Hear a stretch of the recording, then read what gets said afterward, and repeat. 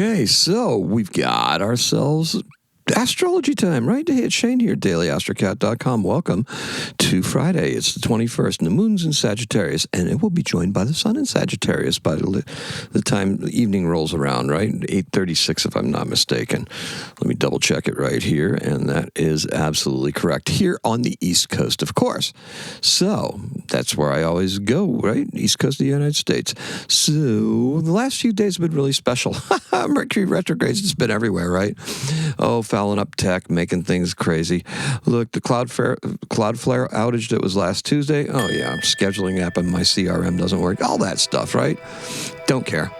We're on a new optimistic phase right now, right? We're going to be on a high. We're going to be going up. We get that Scorpio stuff is now in the rearview mirror because we still have a lot of planets, and we got Mercury there that's going to be going back to Black Moon Lilith, right? We still have Venus in Scorpio, so we're not out of the Scorpio, but we are entering into the holiday season. So what you got going on? What do you have happening for Thanksgiving? Put it in the comments, right? I'm hosting it here at the house. Ooh, my son, my ex-wife, my current wife, yeah, his new significant other. Yep. Going to be a good time here. So we're really looking forward to it. What are you doing? You traveling? That's a Sagittarius thing, right? Now we're optimistic about that, right? And we are still expanding, right? We're expansive in our outlooks, both 3D and 5D. However, we have some travel plans, right? They may take some time, though, because we still have Mercury retrograde, like I just referenced at the beginning, right? Okay, so now this is the beginning of that travel, though. It begins this weekend. So that's for us in the United States. Canada, you had yours in October, if I'm not mistaken. So, look, we will find that lingering Scorpio curiosity will cause us to begin to go down a path of learning, right? And that's a good thing because there's some things that we need to learn.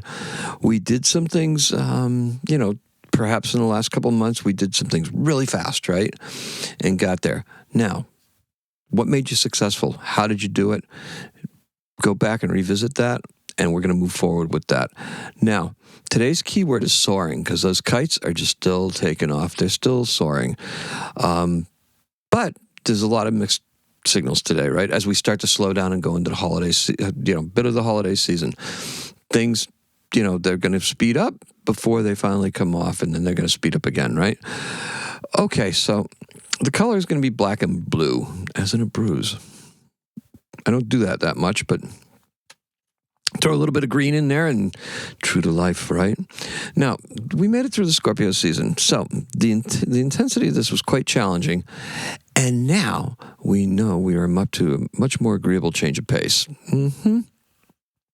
Welcome to the quirky, and it can be quirky, Sagittarius season.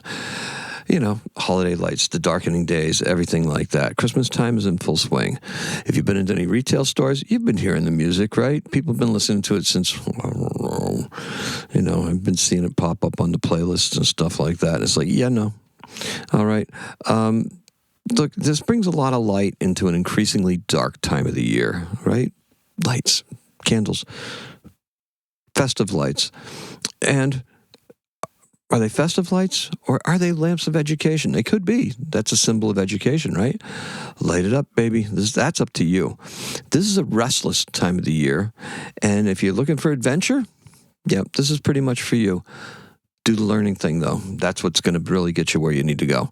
Mars, so the moon's going to find Mars in a bit of a sulk, okay? Because Mars is actually going to be square the North Node. So the North Node is that karmic destiny that we're having, and now Mars is starting to butt up against it a little bit. Now, we can feel a little bit of tension there, only because that North Node is close to Saturn. Not conjunct with Saturn, but we do know that Mars will be coming up against Saturn too. So those are the obstacles that lay before us. That's what we have to get over. I'm suggesting the way we get through that is by learning and doing the things that we need to do, right? We anticipate a slowing down of the progress, but the upside is definitely huge.